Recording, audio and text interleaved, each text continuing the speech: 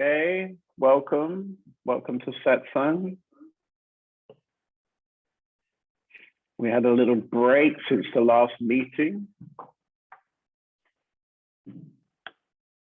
I've been in Trapelia for the last 10 days. And nice to see that Lena is there from the weekend. She's a new person who showed up last week and came to every evening and weekend. So that's very nice, Lena. Nice to welcome you. And then we have some volunteers in our house. We have Rosita in the house as a volunteer, and Topaz, and where is he? Daniel. Yeah. Okay.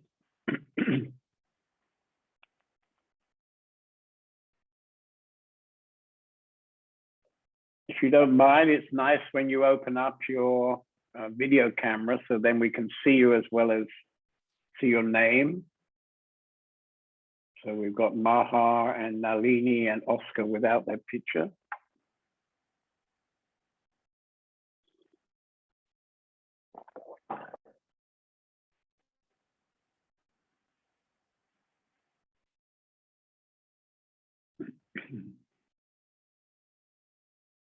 Okay, welcome, Oscar. So I guess Oscar must be out surfing somewhere. His picture goes round and round, so he's probably on the surfboard.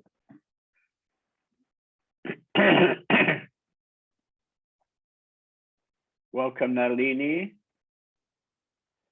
Good to see you.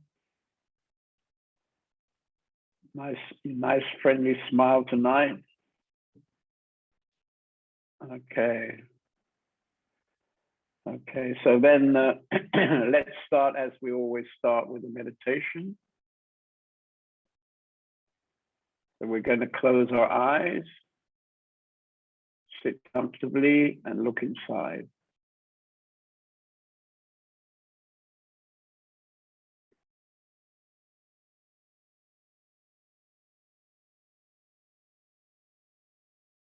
So when you look inside, you bring your attention to whatever is the strongest thing that's happening inside.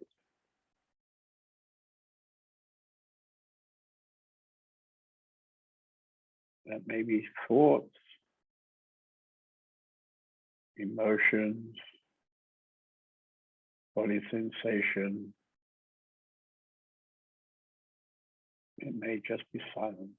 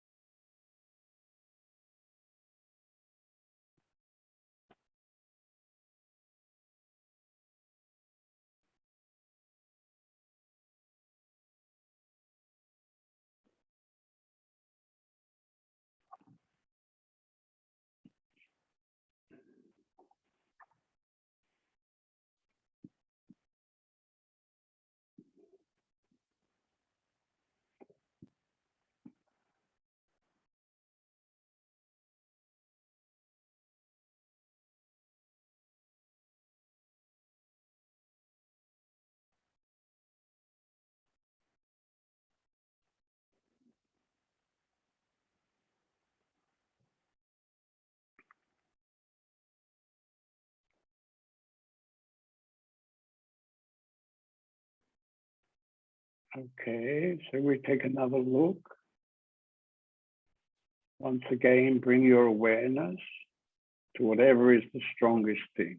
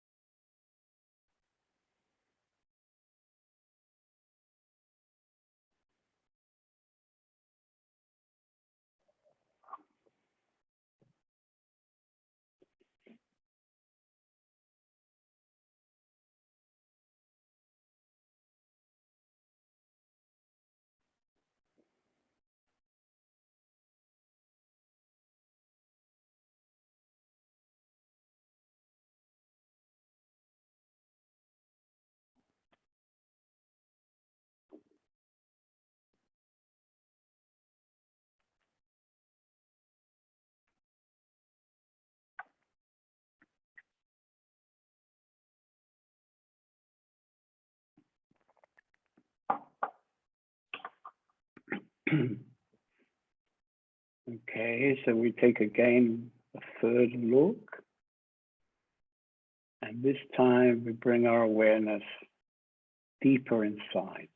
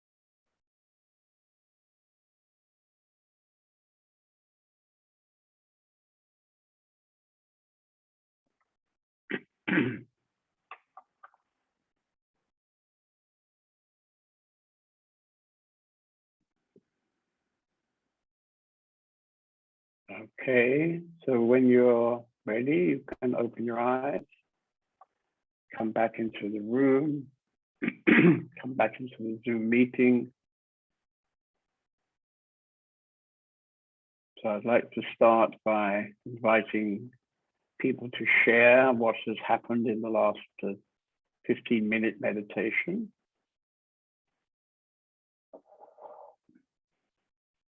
Somebody like to start?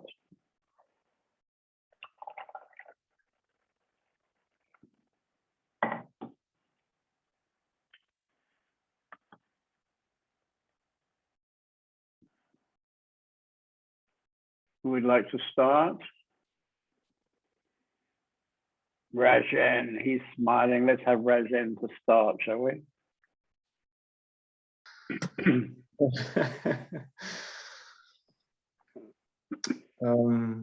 Yeah, I can start.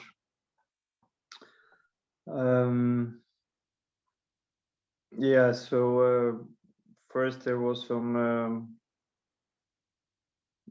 thoughts coming, some body sensations, and yeah, they were all very easily accepted, and then they passed, and then there was more this sensation of just floating, and then when something else came, it was not really something I had to accept. It was just like part of this floating. So, and felt really just a very amazing feeling. Amazing feeling. Or can you describe your amazing feeling a bit more?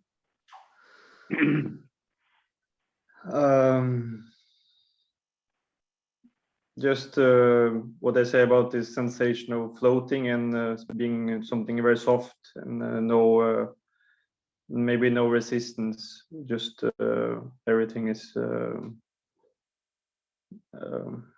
just smooth or something like this.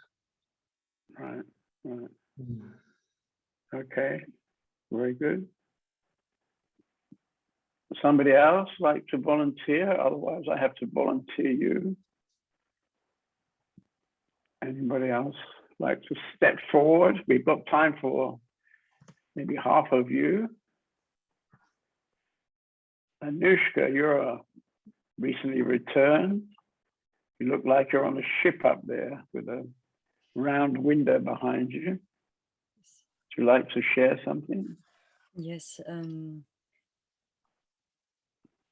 As we started, it was like my mind was busy, just came from a busy day, and after some second, everything disappeared. Nothing was more important. It was just nice. I felt myself much bigger than before. It was very easy, actually, to get out of all the thoughts, and suddenly there was not more important.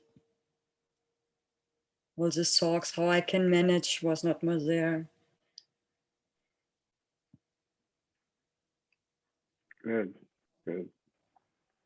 I think it's surprising on the Zoom meeting how in this 15 minutes, often people come into a very quiet state in 10 or 15 minutes. So this space is always there, of course, and it's disguised because we are having such an active mind, that this active mind keeps our attention away from our being, from our nature, our essence. So just by stopping for a few minutes and looking inside, it's surprising how quickly we can come to our being.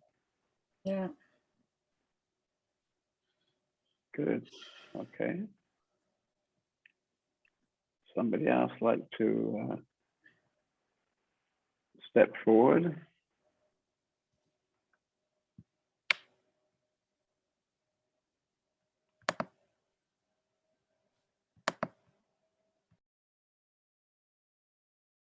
Okay, so let's have Rosita.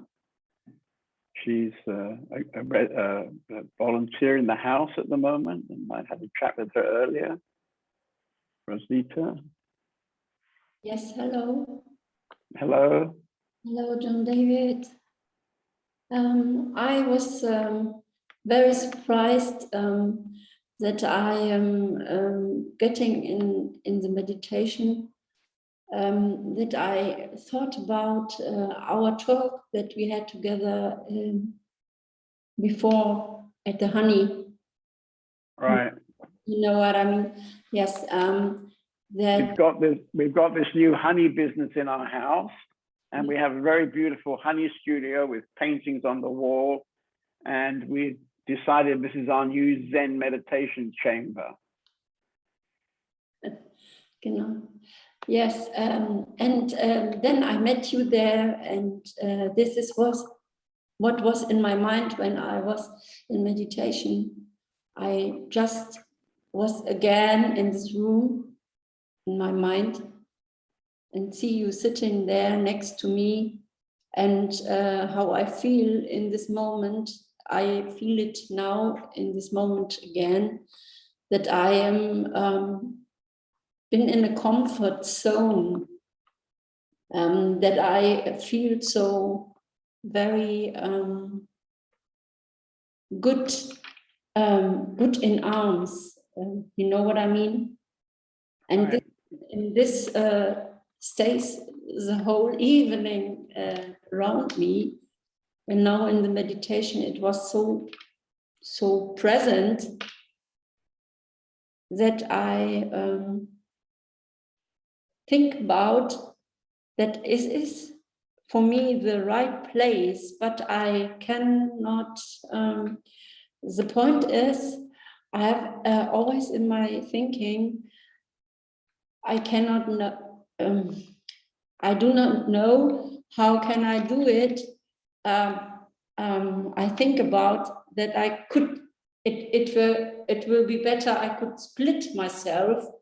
That I've been half in my home on and half here.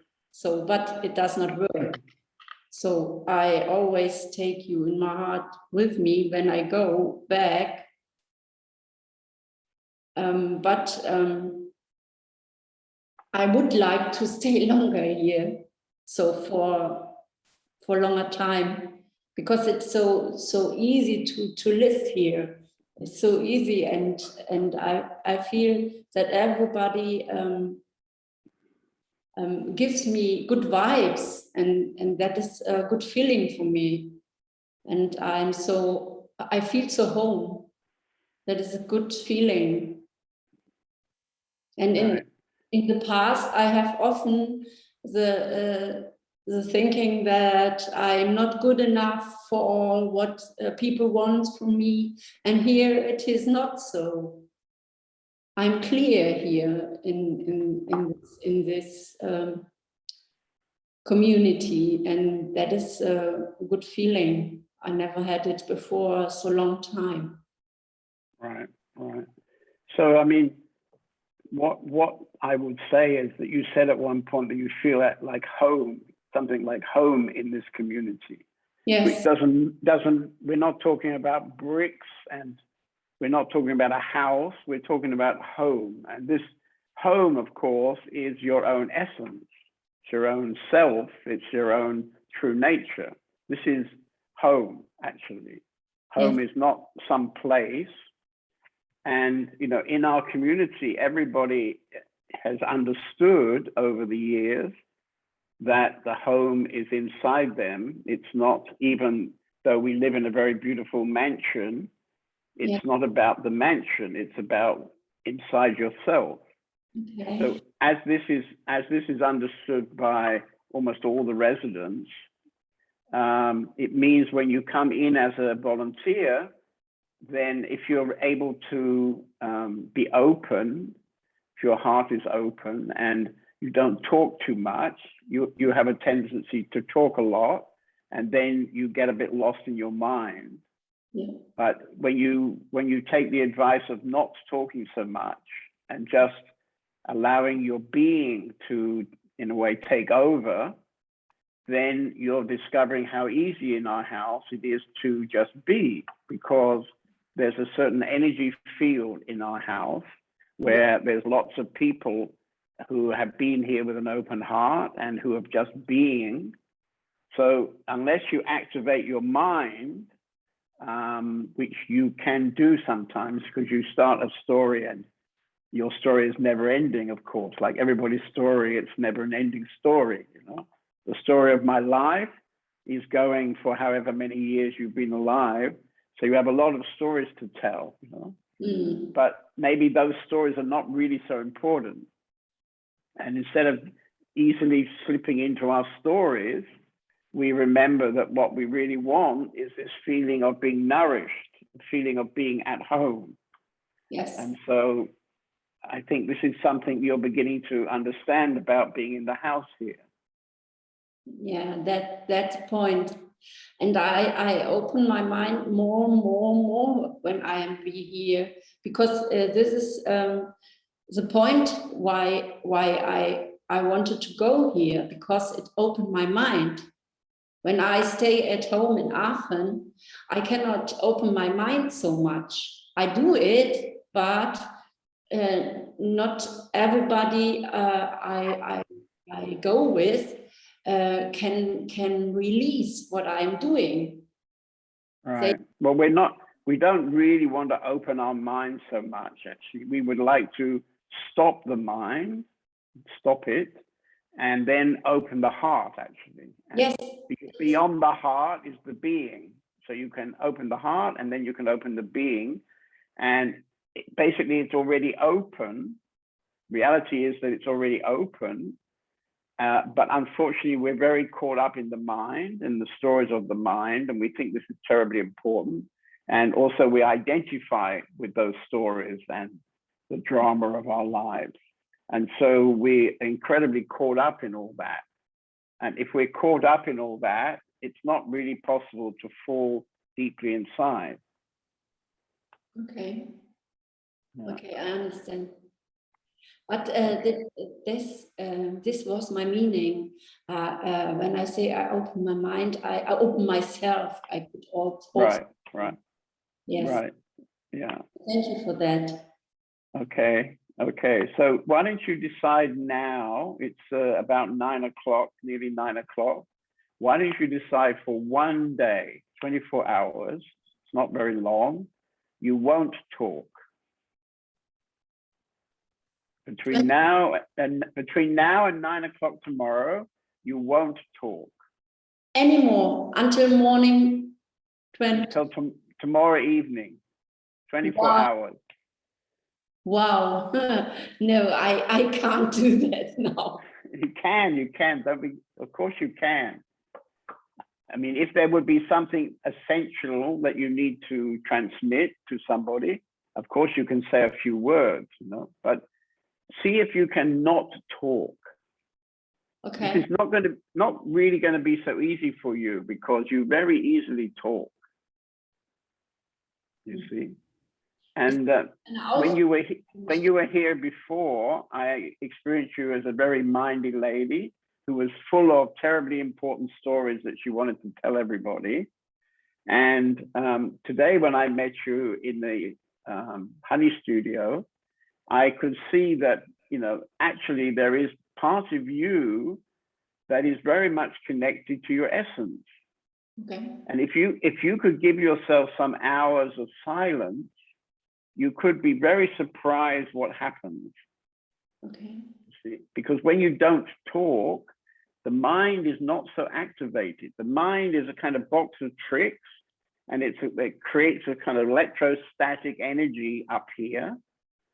And if we stop talking, then the whole energy starts to sink down a bit more deep inside us, which you may have experienced talking to me earlier, and you may have experienced now in the meditation.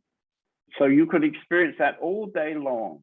For 24 hours, you could feel strongly your own essence. And this might be one of the most beautiful days of your life.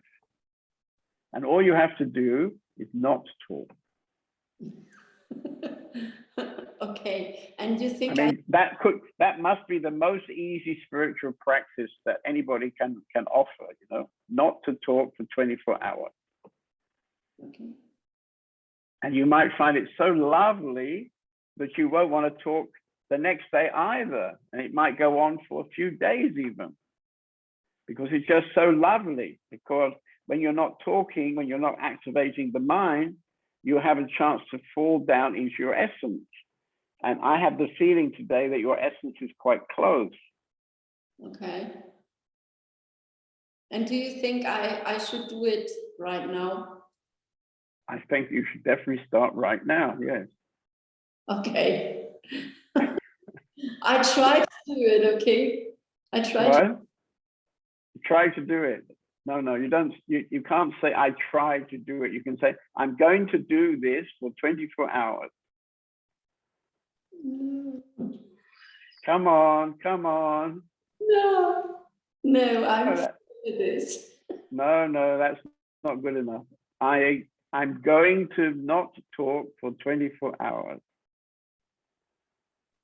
Okay. And what is this phoning to my friend or so? Well, my strong recommendation, which you won't like, is you switch your phone off for 24 hours. Wow. because these very important talks you have to have with your friends, they're not really serving you. You think they're serving you because they make you feel connected to your friend. It's a nice little chat. And maybe she tells you about all the terrible things that have happened, and that makes you feel a bit better. But actually, it's sabotaging your own possibility of simply being. Okay, I will do it. Great. You see, very lovely. You see, very lovely. Okay, good. Okay, very nice. And maybe there's a few other people who are watching at the moment, who are in the meeting at the moment. You could also take on this one-day practice. You know? One day of not talking. Okay, so Kashi.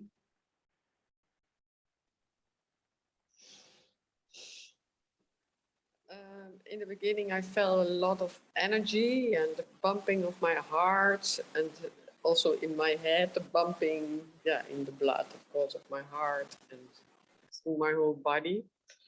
And very quickly, it became silent. And I also felt some expanding. But I noticed when you said, I think for the second time, so look deeper, then something in my mind, and I start to do something, to look, and the question where to look. And then, then the mind became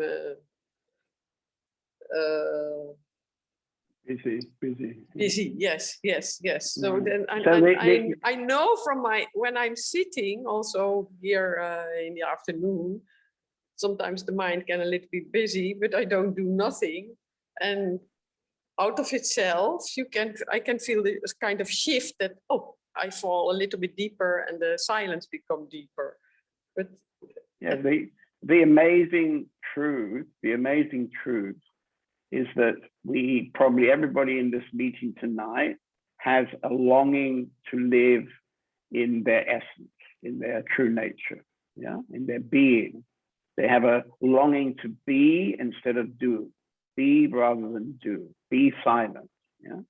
So everybody in this meeting tonight, there's 21 people, have this feeling, this longing, attraction. You're attracted to that idea. And actually, this is one of the most easy, well, probably the most easy thing in the whole world, because to get to that essence, you don't have to do anything. In fact, any kind of doing in the sense of talking or thinking is going to disturb the possibility of coming to your essence. So, but if you say look deeper, you know, look, then something, I have to look, and then something is happening. well, you don't have to look, you know. No, no. Maybe I'm sabotaging the meditation by using a word like look. Maybe I have to find another word, but sometimes it's difficult. Mhm, mhm. But what I'm saying to you is that, you know, the ultimate truth is that by not doing something, by simply stopping, right? Stopping to talk, stopping to think, stopping, if you like, that the mind is not producing thoughts anymore. Then you come to this amazing space inside, which we can recognize as the self. And the fruit of that space is this amazing peace and love, actually, which is what somehow every spiritual person wants to come to. They would like to live with that.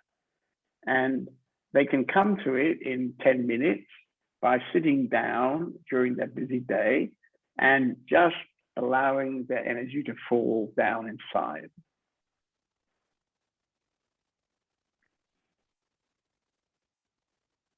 But of course, the reality is that doing nothing is very, very difficult. Very, very difficult.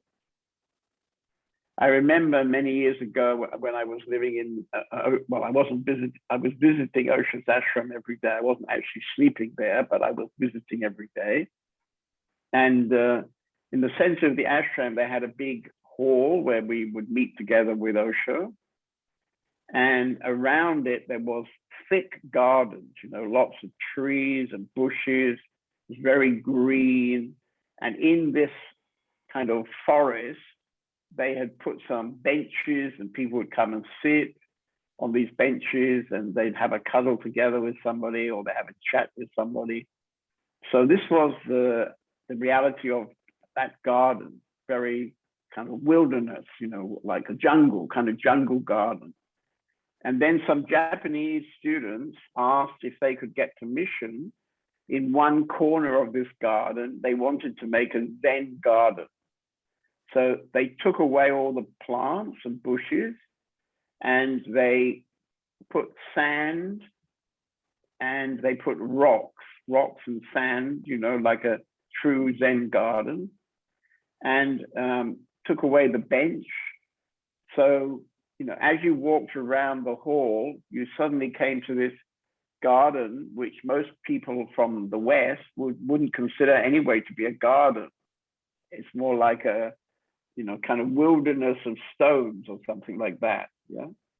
So if you spend time in Japan, as I did when I was much younger, I was very drawn to Zen temples. And every Zen temple, the garden, essentially the garden would be pebbles and rocks. And things like a little lantern, so that at night, you know, there would be a subtle lighting going on. And anyway, so I was very attracted to those kind of gardens. I found them very, very beautiful. And very often any Zen temple would be surrounded by this kind of garden. So you could sit in the temple and you look out and you could meditate on the stillness of that Zen garden. Yeah. But after a few months, they demolished the Zen garden in Osho's ashram and put back the bushes and the cuddle bench and so on, because it was very unpopular with Western people, you see. Very unpopular, because it was inviting you not to talk. It was inviting you not to relate. It was inviting you not to have a busy mind. It was inviting you to become quiet. So even in an ashram dedicated to those things, still the majority of people there were not really relaxed with it.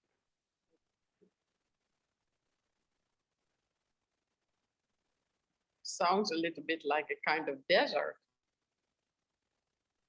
Well, you can see it as a desert, or you can see it in another way, you know.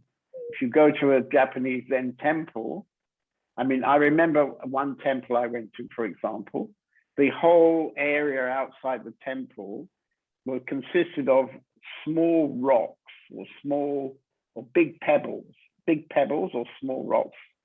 They were kind of smooth, right? And they'd been put into this space in rows. There were rows of them, yeah? Oh, And each row, then behind was another row, and behind was another row. The same stones, roughly the same size stone. Of course, everyone was slightly different, but you know, roughly the same size.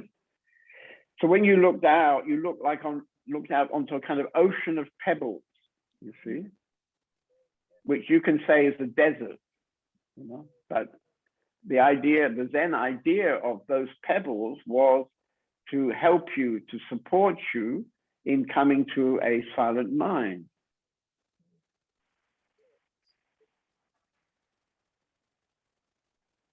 Okay. Okay, good. So if somebody else like to share?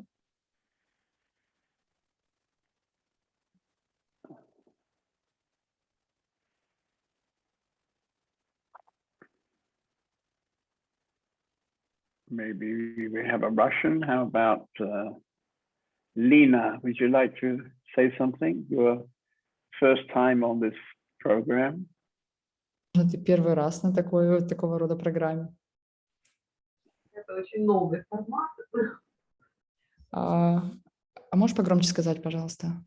Очень новый формат для меня. То есть, как бы я, наверное, не подготовилась морально, что будет медитация.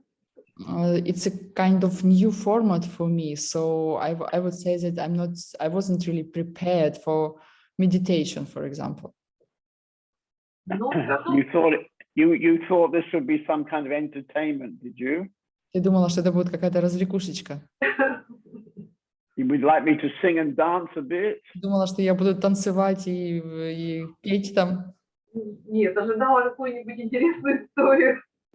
Я думала, что будет какая-то интересная история. Sorry. I was translated Russian to Russian. So I was expected some maybe interesting story. You like some entertainment, you mean? Yeah. Well, I'm going to tell you an interesting story actually in a minute when we finish this Но я скоро dialogue. расскажу интересную историю через минутку. I have a very interesting story for you tonight, actually. У меня сегодня для тебя очень интересная история есть. Actually, you've already heard my story, but most people haven't heard the story. Возможно, даже ты эту историю мою слушала, но многие люди нет. Okay, so let's try somebody else and then I'll tell you your story. Давайте еще кого-то спросим, а потом я расскажу вам историю. I mean, you always have to have a good story before you fall asleep, yeah? So before you all fall asleep in my meeting, I think I should tell you a story.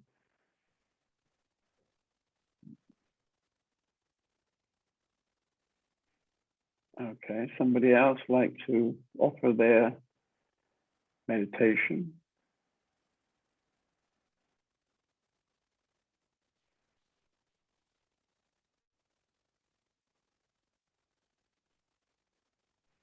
Daniel, I haven't seen you for some months, I think. Would you like to come into the meeting and say hello?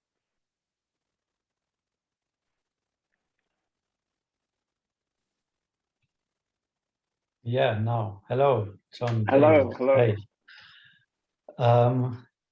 Yeah, this time I couldn't go so deep with this meditation, actually. I tried a few times, but then I got disturbed from mosquitoes. Okay. So they tried to bite me, and yeah, that was kind of disturbing me. But well, yeah, I was part-time, very quiet and still, but there were actually a lot of mosquitoes. Okay. So Okay. yeah. Okay. So we'll blame the mosquitoes for your not being quiet. Okay. Good. Anyway, welcome back to Open Sky House. Perhaps tomorrow we'll find time for a chat. Yeah, it would be nice. Thank you. Yeah. Good. Okay. Okay. So I think I better tell you my exciting story now. I've told the people I met in Trapedia, they've already heard this story, but everybody else probably hasn't heard the story. So about a week ago, I got an email from a friend in America, a satsang teacher, who sent me the information that somebody, and this person at the moment seems to be unknown, but some unknown Indian person has put up on Amazon about 1,800 page manuscript, which is supposed to be from Ramana Maharshi. So it's a record of what was happening in his satsangs in about 1936. So that's about 85 years ago. And it's not a book, it's only a manuscript. So everything is presented in a very unformatted style, which makes the material difficult to read. And also it contains a lot of Sanskrit words, spiritual words. And also it contains a lot of Old English words, which were probably current English words back in 85 years ago. But for example, for me, they are a bit strange, and some of them I don't know really what they mean even. So it's a bit like English Sanskrit and Indian Sanskrit. So basically, this manuscript, in order to reach a wider audience, would need to be edited. And there is also the question whether this is an authentic transcript of what Ramana was saying all those years ago.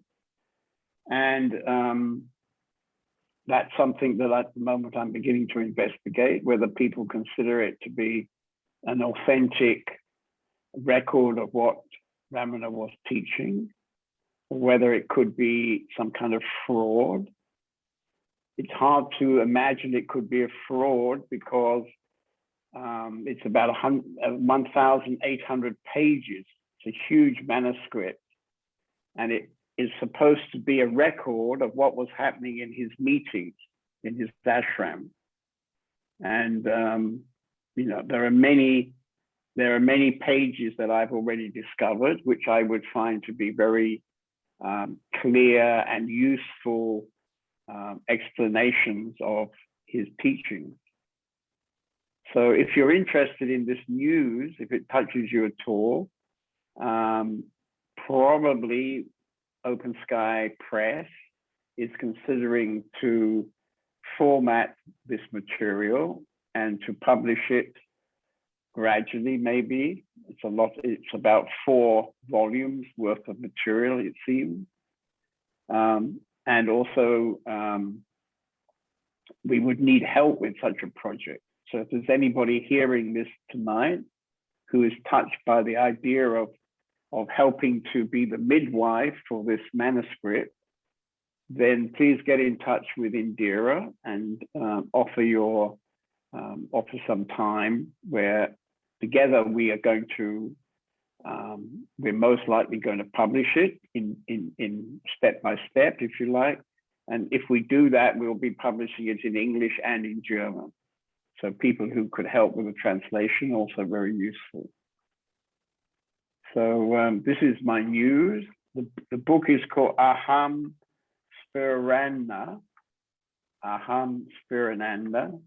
And if you look on Amazon, you can find this as a Kindle download for €4.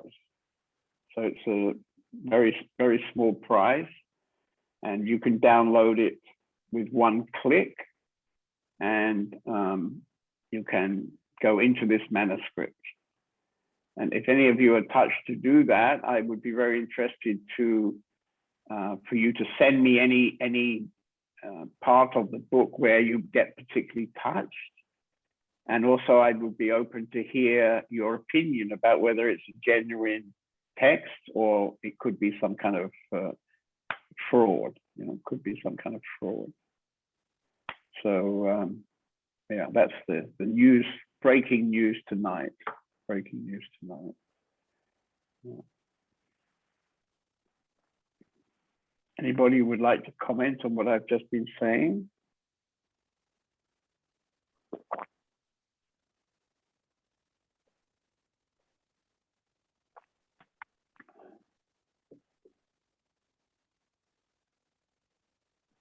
Is Nalini talking? You want to comment, Nalini?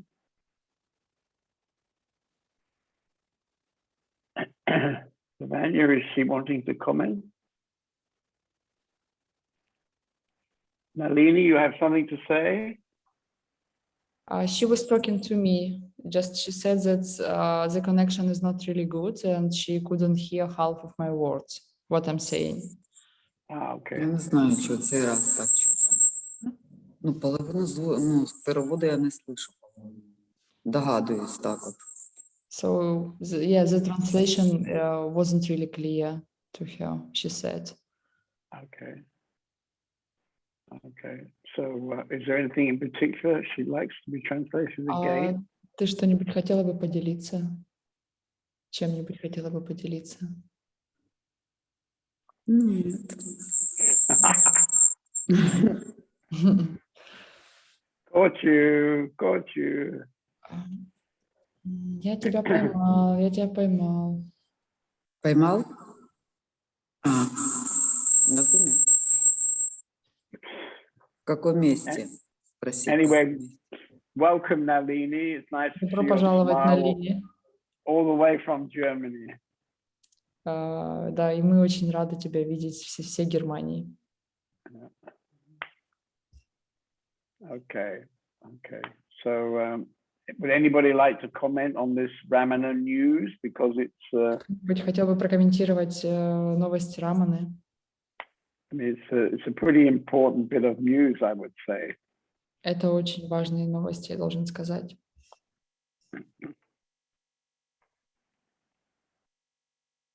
He talks about surrender. He talks about self-enquiry, and people dialogue with him and ask him a lot of questions to make what he is telling clear. So I find it a very useful text. И я считаю, что весь диалог, который, в принципе, он там преподносит, все его цитаты, это очень-очень классно и вообще очень поможет. А він ще со мною общается или нет?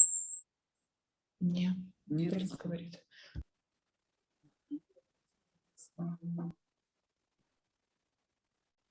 Okay. So I guess your friend Arjuna is on the plane right now. Yes. Good. Okay. So back to you. You're probably down in south of. Ты на юге там? You're almost in Russia down there. Ты почти там в России, получается, даже. Hello, Bhakti, are you there? Меня слышно? Yes. Да. Доехала. 9 часов мы ехали, все хорошо.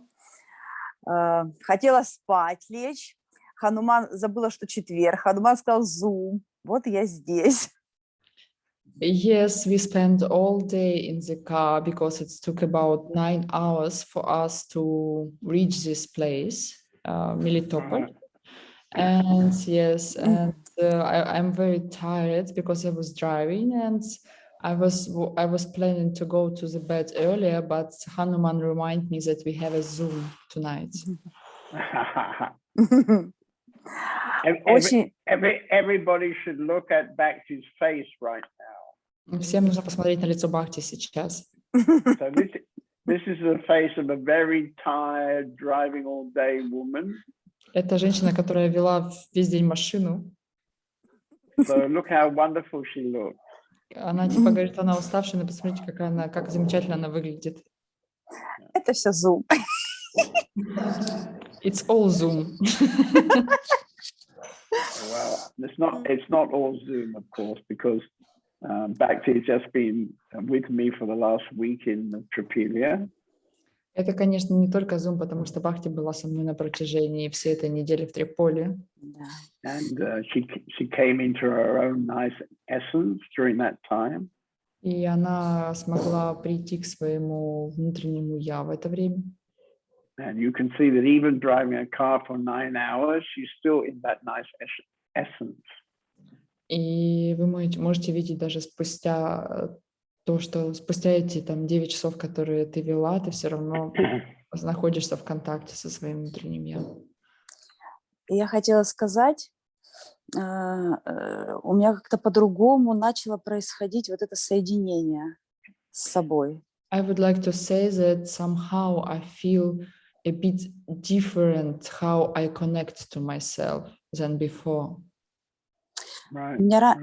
Да, раньше у меня было как-то вот я концентрировалась на звуке, такой вот звон в ушах, и мне так получалось сконцентрироваться и уйти в тишину. Before I was concentrated some sound in the ears, and it was helped me to go deeper to the silence. А сейчас у меня как будто что-то засасывает по спирали вовнутрь. Я даже не знаю, это так быстро происходит. Я вот просто сейчас удивилась. Вот, спустя даже там вот усталость, все, но я просто бах, вот, и вот я вот там. Это круто. But now it's more like how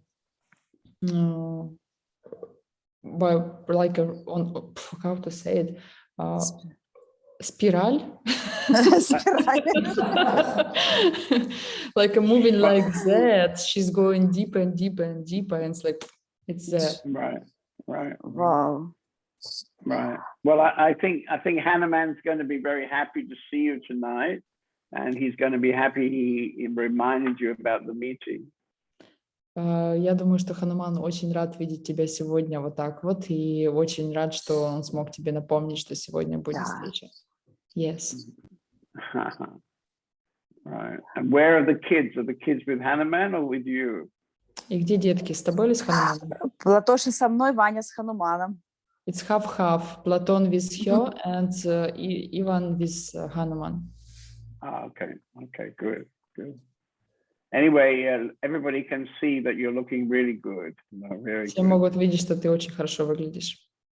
And as I said at the time, I felt we had an exceptionally beautiful weekend because we had a small group, but it was the group had the capacity to become very quiet. Но у группы была возможность, чтобы быть очень тихими. And like I had said to somebody earlier, that's the essence. I mean, that's how to come to really the essence. И как я говорила ранее, что это как будто опуститься к себе внутрь, да, чтобы стать тише. Good. Okay. So let's move on. Давайте продолжать. So on our mail, I was announcing a particular subject for tonight's meeting. В имейле я...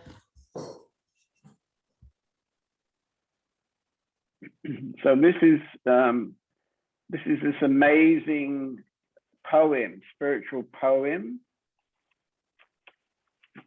from the third Zen patriarch of China.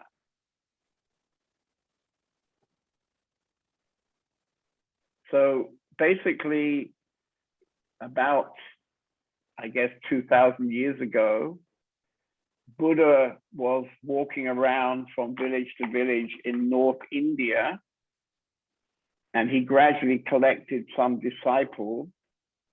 I don't know if it's known how many he collected, but anyway, at some point, he sent some of these disciples to visit different parts of the world to bring his teachings of Buddhism out into the world, into the greater world.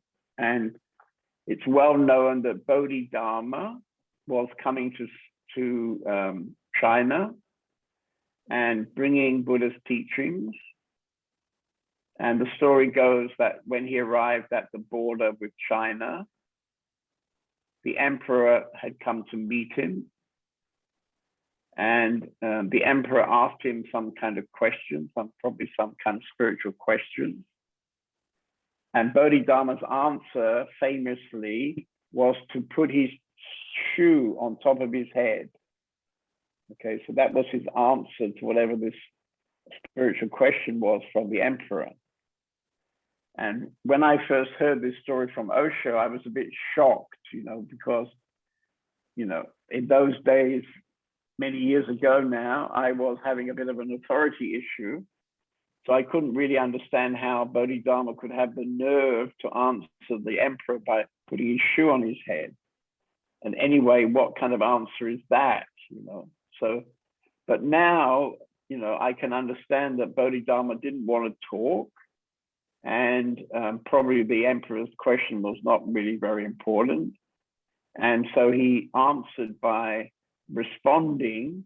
So he didn't want to ignore the question, he wanted to respond. And so he took his shoe off and put it on his head. This was the famous dialogue between the emperor and Bodhidharma. And then Bodhidharma found himself a cave, and he's reputed to have sat in this cave for 12 or 13 years, facing a wall, and various people had come to visit him. And in all those years, he never felt to turn around to meet these people. But finally, there was somebody coming to the cave who he felt he wanted to meet. And that was the second Zen patriarch. And his name was Haiku. And the third Zen patriarch is known as Sozan. Sozan. You can see this in the dialogue at the top of the email. And so Sozan became the third Zen patriarch of China. And he's famous for this poem, the spiritual poem. And it goes on for 3 pages. I think you can find the whole poem on my blog. Maybe we've talked about this before, I think. But I particularly wanted to read and discuss the first two paragraphs of the poem.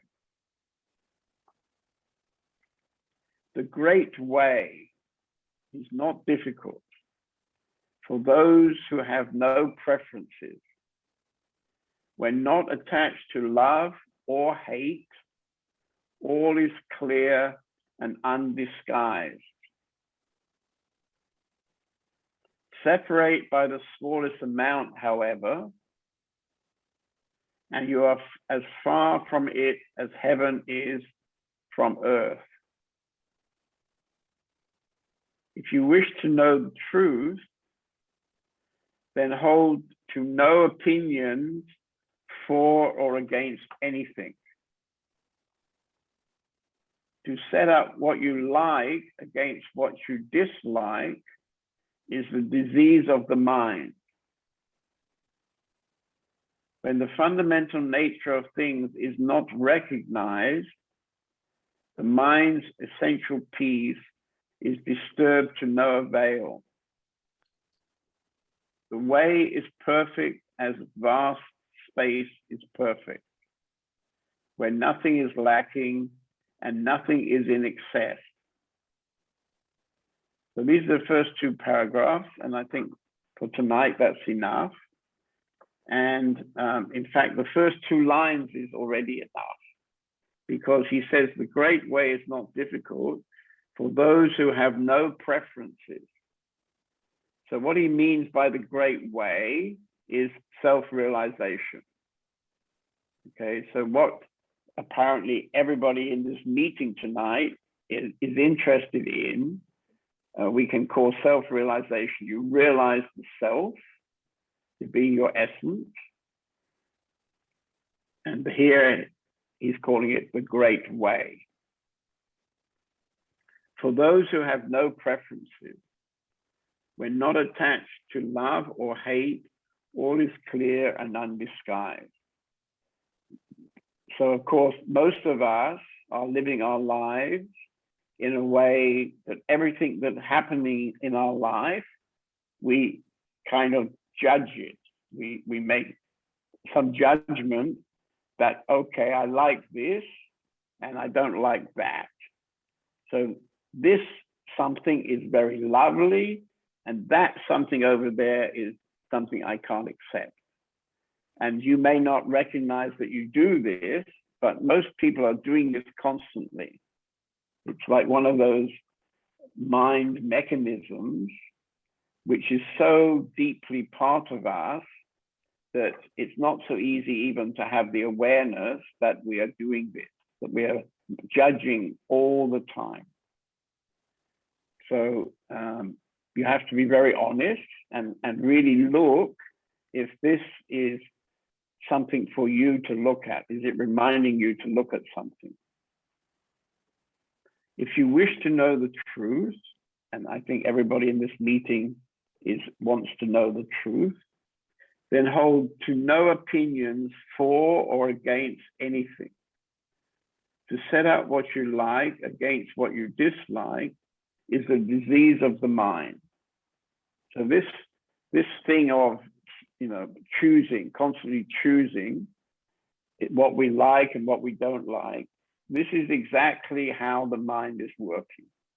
This is a disease of the mind. And if you're really honest, you'll see that this is what's going on in your mind also on a daily basis. And you justify this by saying, I'm a independent somebody, and I have all my ideas and all my judgments and all my beliefs, and I'm going to stick to them. I'm going to hold on to them, and I'm going to, where I get an opportunity, I'm going to share those with anybody who'd like to listen. This is how many, many people are living their life. And what they don't realize is, is Om, are you still there somewhere? Yeah, I'm here. I need a charging cable for the battery on my iPhone. Okay. Otherwise, we may not get a recording of this meeting. So what was I saying? So it's very common that we live with these choices, these judgments. And what we don't realize is that by constantly judging, we are actually doing what I was talking about earlier. We're constantly keeping our mind busy. See, this is a way we constantly keep our mind busy. And as we keep our mind constantly busy, it's not then possible to fall deeper inside. And therefore, you can never come to your own essence. So you may well think that, you have very good judgment, you have very good opinions, you may think of yourself very sensitive, that you're the guy that can really, the guy or the girl, of course, who can really judge this situation. And you want to share this, people should, you want people to understand what your beliefs are, and that you would like them to see that you're always right with all your beliefs. So you like to share this. Anybody who's ready to listen to you, like to share that. And what you don't realize, because we're so caught up with our daily movie, we don't realize that this constant talking, this constant thinking, this constant sharing what our beliefs are, this is in fact a big sabotage of our own essence. So I would ask you to investigate whether in fact that's something that you're doing. And basically it's a normal behavior for most people in the society. Usually we're encouraging people to come to our community for 1 week as a volunteer to start with.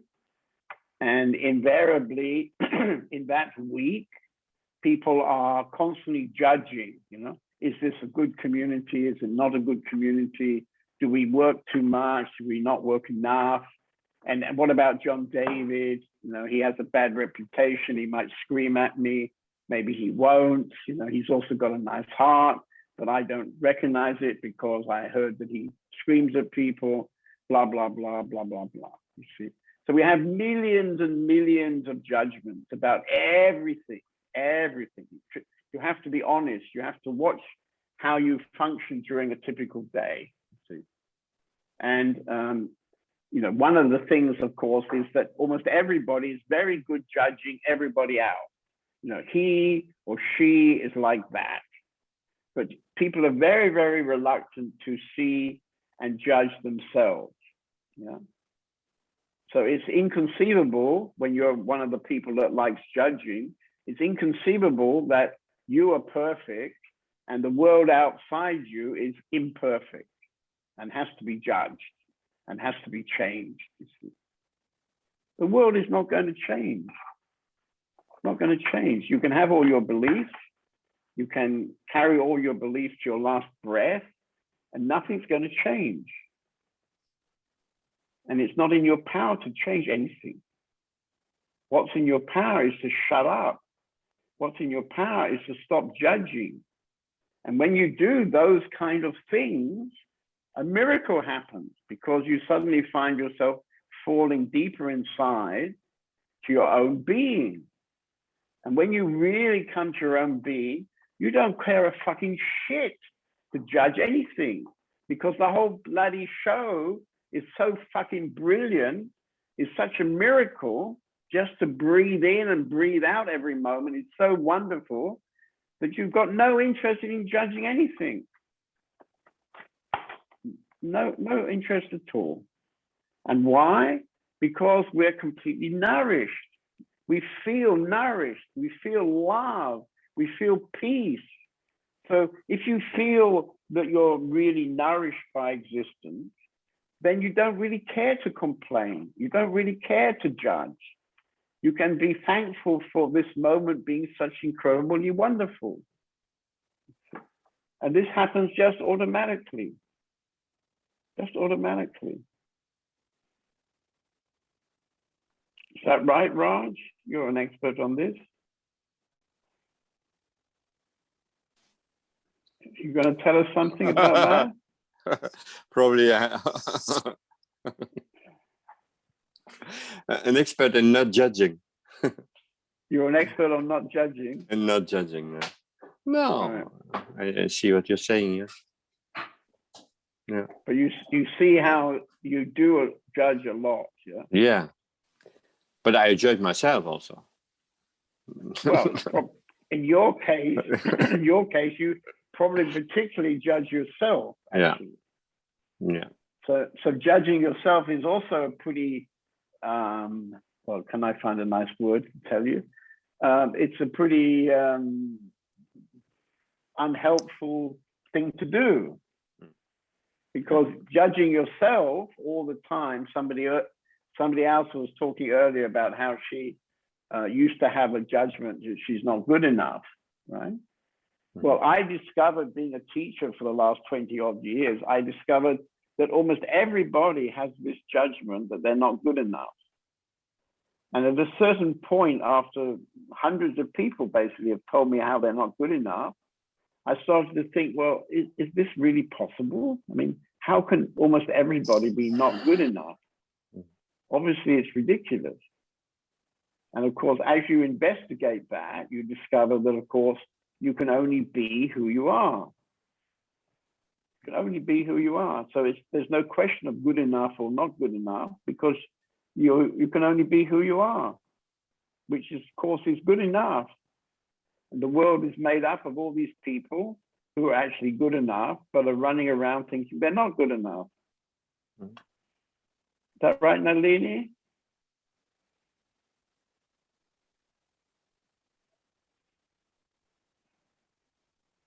Are you good enough today, Nalini? Anyway, is she going to reply?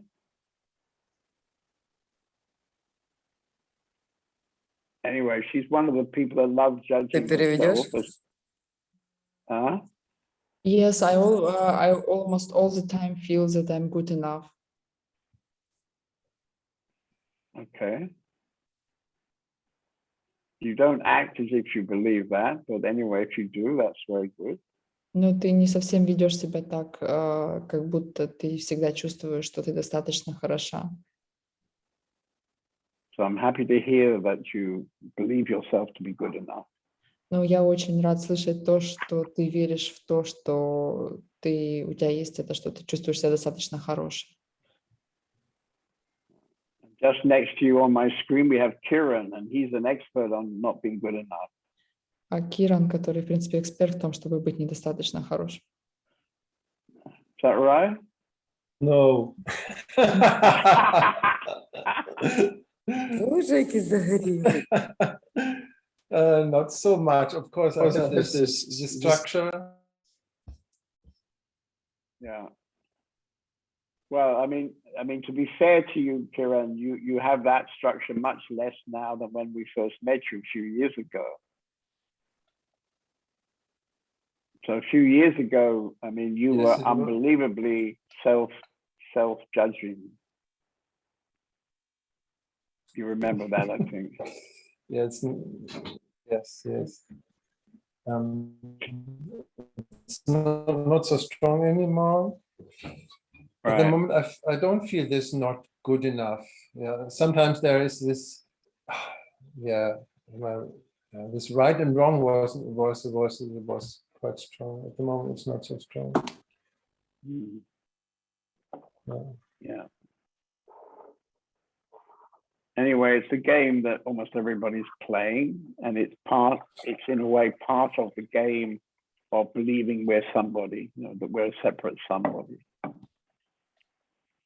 Because if you're a separate somebody, the society is basically telling us that you need to have a set of beliefs. You have to believe in stuff.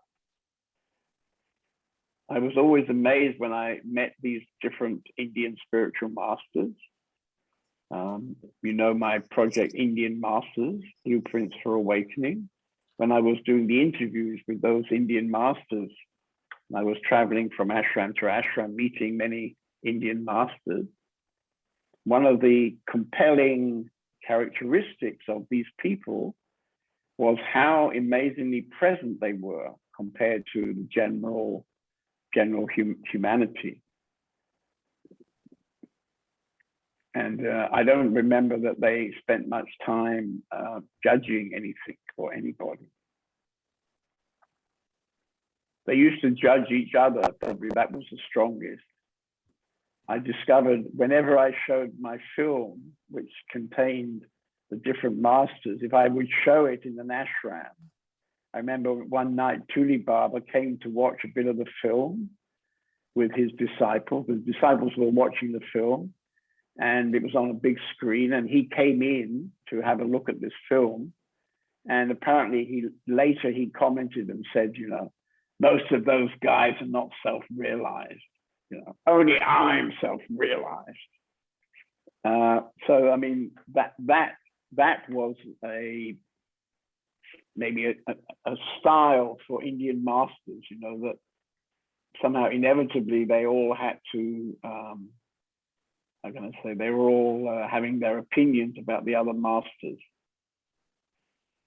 Maybe some of the masters were considered, impeccably wonderful by everybody, but for sure some of them were not considered like that.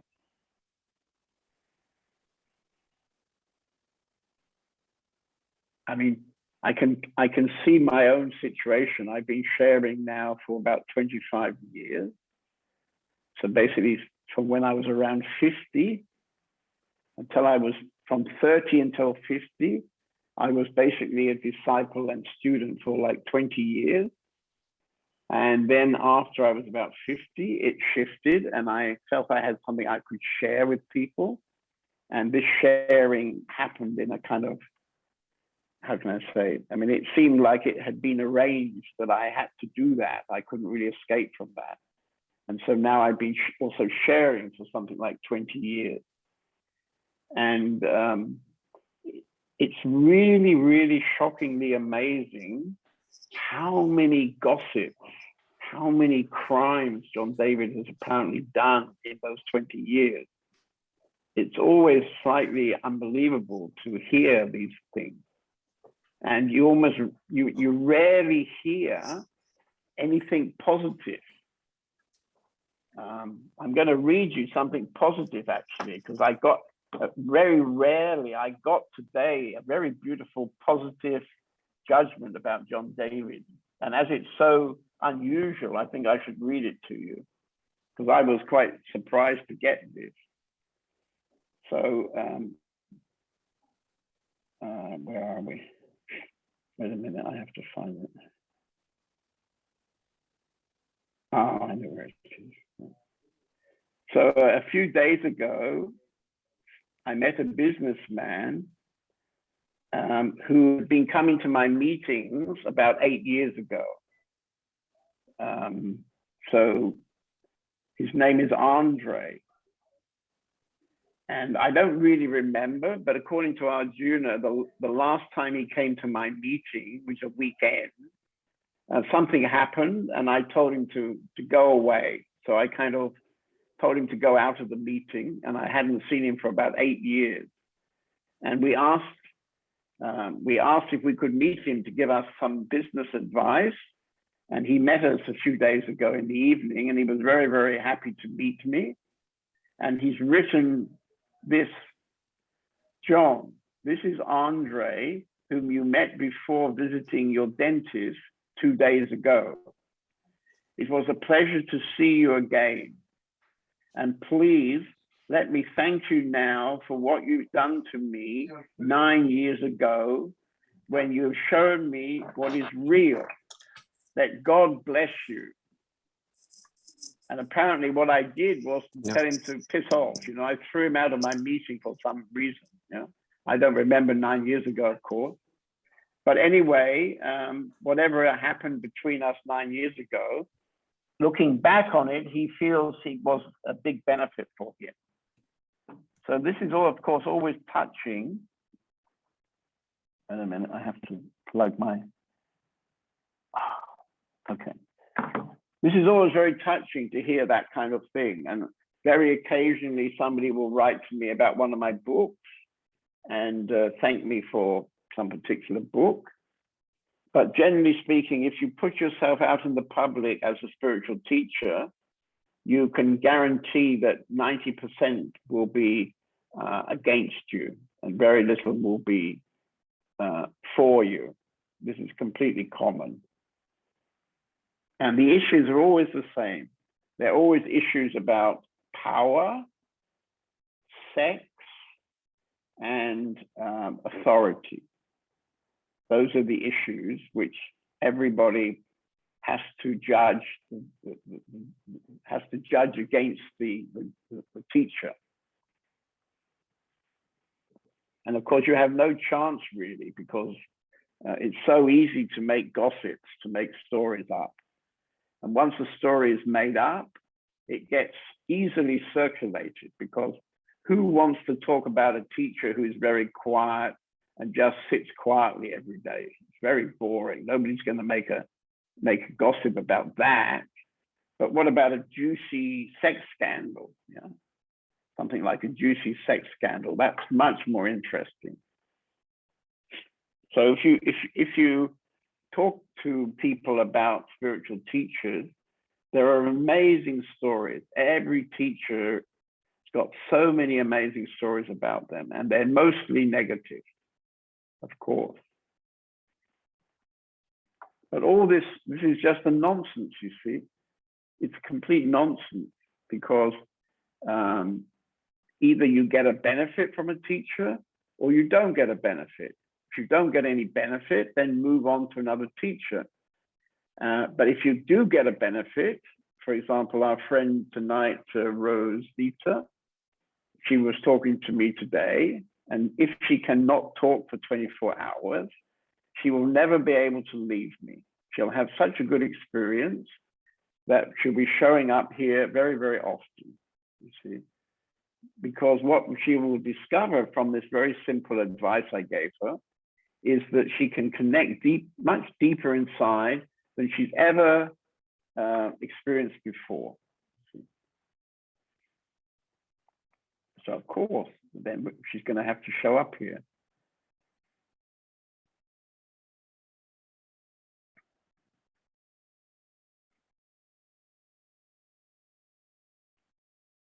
So anybody else like to have a dialogue a bit? Otherwise, we'll stop in a minute.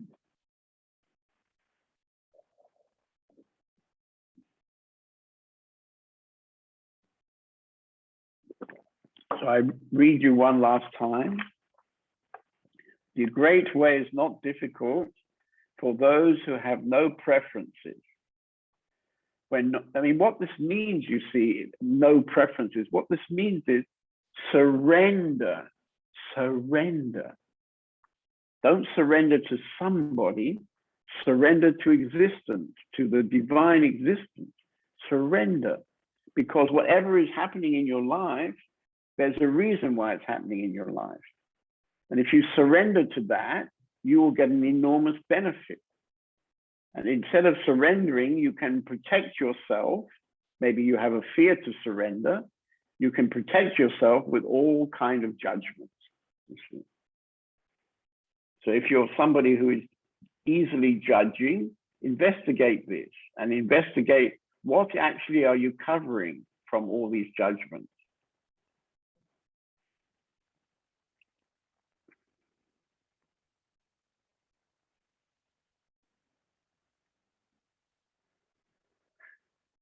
So this is a very beautiful poem. I can recommend that you go to my blog and read the whole poem.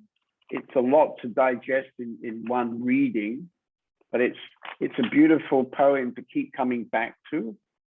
As I say, it's 3 pages of amazing spiritual wisdom. And you know, this guy was around more than 150. About 1,500 years ago, he would have been around in China.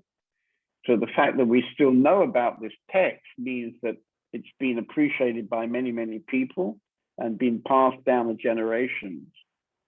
So I strongly recommend you to read it and to reread it and to keep it somewhere where you can come across it sometimes and read it. It's one of these texts which by itself is enough, really.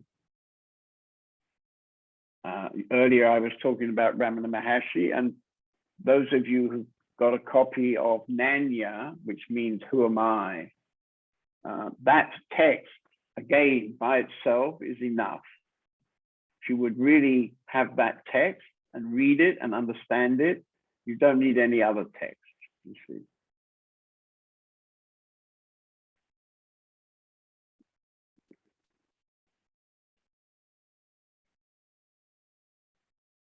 Okay, so next week we have a meeting. Today is Thursday. So next week we have a meeting on Tuesday evening, and the week after it'll be on Thursday evening. So I'm going to make a meeting every week, and either on Tuesday or Wednesday or Thursday. So I'm going to alternate from week to week. Some people working on Tuesday night, but they may be free on Thursday. So I give everybody a chance to attend the meeting.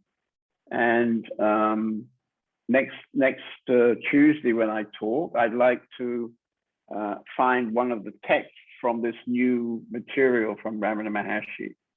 So I'll select a piece of teaching and I'll edit it myself and I'll put it up on my blog. It'll be the first thing I'm putting in the public from this manuscript. And if you're really touched from it, I recommend you to download for €4 on Amazon. It's available on Amazon Germany, Amazon America. So for €4, you can get the ebook version, Kindle version.